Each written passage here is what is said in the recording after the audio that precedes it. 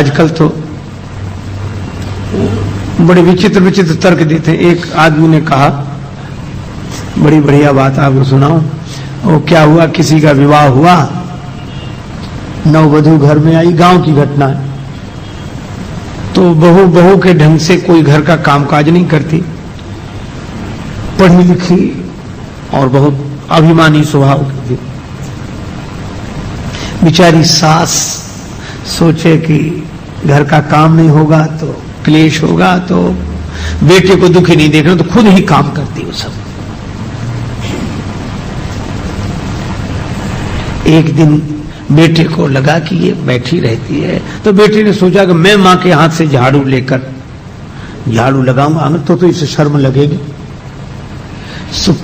पति ने उसके हाथ से झाड़ू, नहीं तुम मत लगाओ, मैं लगाऊं। बोली नहीं, मां बोली मैं लगाऊंगा। और बेटा कहेगा नहीं माता जी अच्छा नहीं, मैं लगाऊंगा। और दोनों झगड़ने लगे। सोचा शायद इसे शर्म लगे, तो बहू बैठी बैठी बोली, काहे को झगड़ा करते हो, मेरे तो सिर में दर्द होने लगा, क्यों झगड़ते हो, एक दिन तुम लगा लिया करो, एक दिन ये लगा लिया करेंगे। बोलो। और एक दूसरा दृश्य देखो, किसी आदमी का विवाह हुआ, पत्नी के साथ घर में आया बेटा, तो बहुत दुखी। पत्नी ने कहा क्या हुआ? बोले देखो तो तुमने मेरे पीछे अपने माता पिता का त्याग कर दिया। पत्नी बोली वो तो सब करते हैं, उसमें क्या है? बोले नहीं, समानता का युग है, मैं भी समानता का आदर्श उपस्थित करूंगा।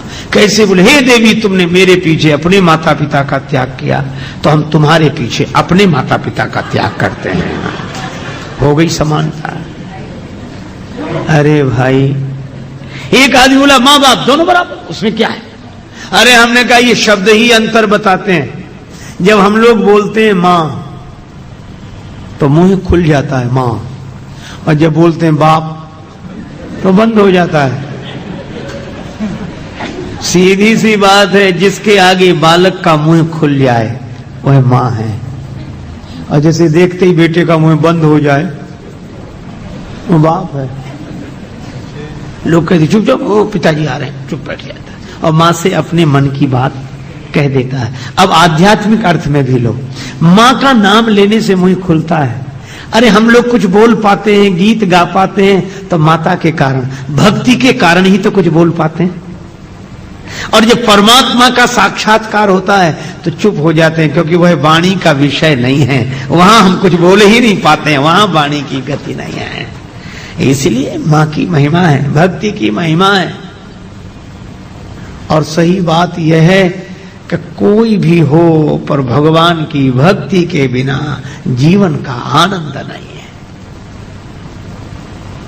और वैसे भी देखो, हमारे यहां भक्ति की इतनी महिमा है, माता की इतनी महिमा है कि हम लोग माता के अलावा किसी को नहीं जानते। यही एक देश है, पृथ्वी माता, गायत्री माता, गौ माता, गंगा माता, अरे और तो और भारत माता।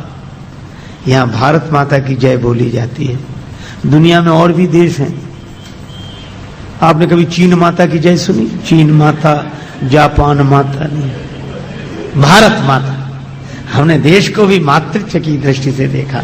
हमारे यहां माताओं की वंदना है। महाराज मनु कहते हैं, यत्र नार्यस्तु पूज्यन्ते रमन्ते तत्र देवता। और सही बात यह है, हमारी संस्कृति के अलावा इस नारी शक्ति को माता के रूप में किसने देखा?